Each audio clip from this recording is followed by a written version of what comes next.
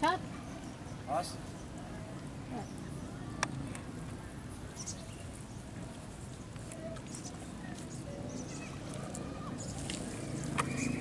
Penanaman padi ya dengan sistem jajar legowo 21 ya, dengan alat bantu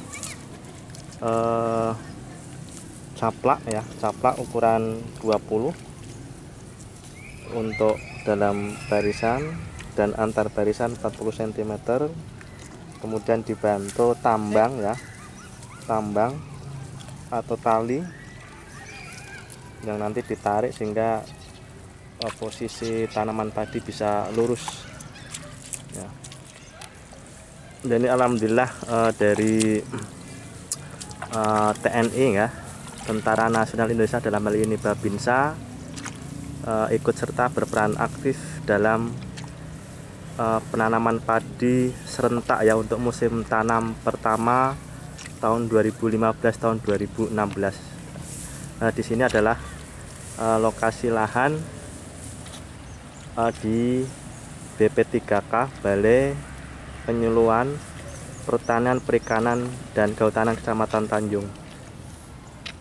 Dan ini untuk varietas padi yang ditanam adalah varietas Mekongga ya, dengan umur bibit berkisar 25 cm 25 hari setelah sebar. Karena untuk lokasi BPP Tanjung sendiri kondisinya rawan tergenang, kemudian banyak keong mas, sehingga penanaman padi itu menggunakan bibit yang cukup tua sehingga keong mas tidak suka makan bibit ya. Kemudian kalau kondisi bibitnya besar, kalau terjadi genangan air, tanaman padi masih bisa mampu untuk hidup. Nah, ini adalah Babinsa Bapak Yusuf ya, dari Kecamatan Tanjung ya. Nah,